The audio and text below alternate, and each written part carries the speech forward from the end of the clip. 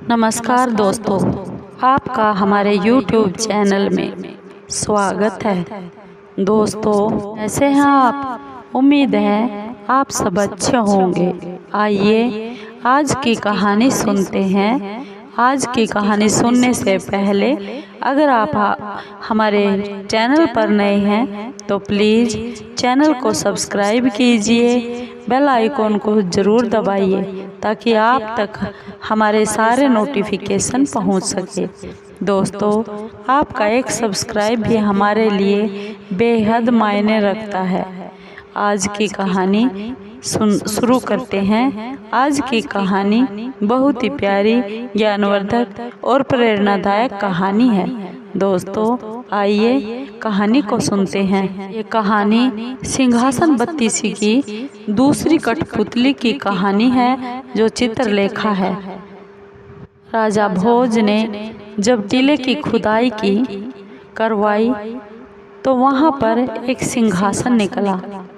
उस सिंहासन को जैसे साफ करवा कर राजा भोज बैठने लगा तो उसमें से दूसरी कठपुतली दूसरे दिन निकली।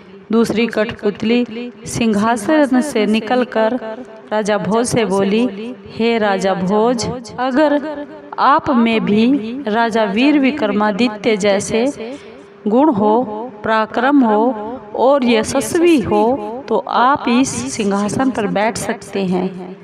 राजा भोज ने पूछा, हे कठपुतली चित्रलेखा, विक्रमादित्य राजा में क्या गुण थे? चित्रलेखा ने कहा, हे राजा भोज, सुनिए, मैं आपको एक बार की बात बताती हूँ।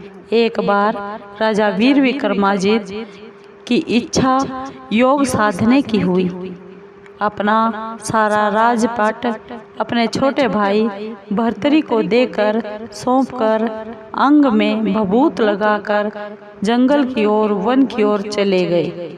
उसी वन में एक ब्राह्मण भी तपस्या कर रहा था। उस ब्राह्मण की तपस्या से प्रसन्न होकर देवताओं ने उस ब्राह्मण को एक फल दिया और देवता उस ब्राह्मण से बोले, ब्राह्मण देव, जो भी इस फल को खा लेगा वह अमर हो जाएगा।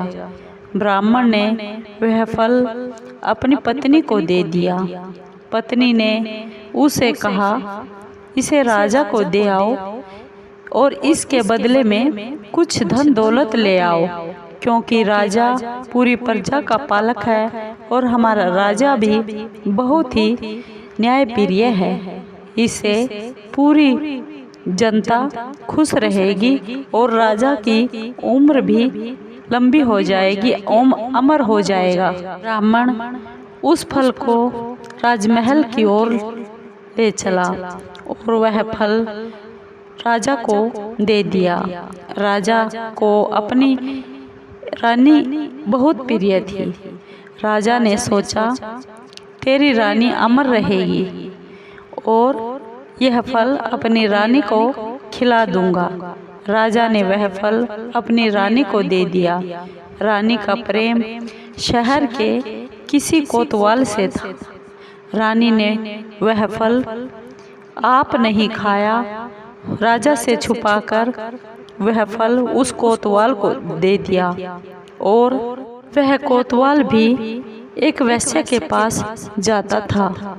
उसने वह फल उस वैश्या को दे दिया। उसने सोचा, वैश्या अमर हो जाएगी।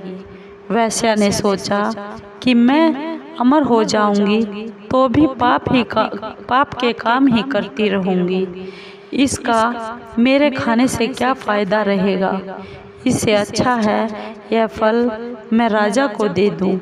वह जिएंगे तो लाखों प्राणियों का भला करते रहेंगे। यह सोचकर वह राजमहल चली गई और राज दरबार में जाकर राजा को वह फल दे दिया। अब वही फल राजा के हाथ में था। उस फल को देखकर राजा बहुत हैरान हुए और उन्हें सारा हाल मालूम हुआ तो बहुत दुख हुआ, क्योंकि वह अपनी रानी से बहुत प्यार करता था। उसे वह दुनिया सारी बेकार लगने लगी। एक दिन वह राजा बिना किसी से कहे सुने अपना राज पाट छोड़कर घर से निकल गए। जब राजा इंद्र को यह मालूम हुआ कि राजा राजपाट छोड़कर वन की ओर चले गए हैं, तो उन्होंने उस खाली राज्य की रखवाली के लिए अपना एक दूत भेज दिया। इधर जब राजा वीर विक्रमादित्य की योग साधना पूरी हो गई तो वह वापस अपने राजमहल चले गए। दूत ने राजा वीर विक्रमादित्य को रोक लिया। विक्रमादित्य ने उसे पूछा तो उसने सब हाल बता दिया।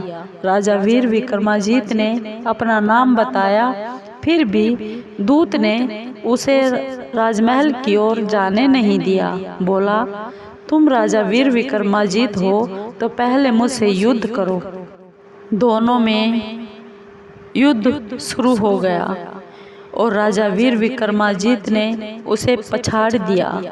फिर वह दूत बोला, मुझे छोड़ दो, मैं किसी दिन फिर आपके काम आऊँगा। इतना कहकर चित्रलेखा कठपुतली बोली, हे राजा भोज, क्या आप में इतना पराक्रम है?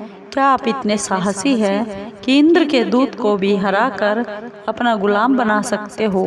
इस प्रकार दूसरा दिन भी ऐसे ही निकल गया। तीसरे दिन तीसरी कठपुतली फिर निकली। तीसरी कठपुतली ने फिर नई कहानी सुनाई। आगे की कहानी तीसरी कहानी में सुनिए। दोस्तों, आपको ये कहानी कैसी लगी?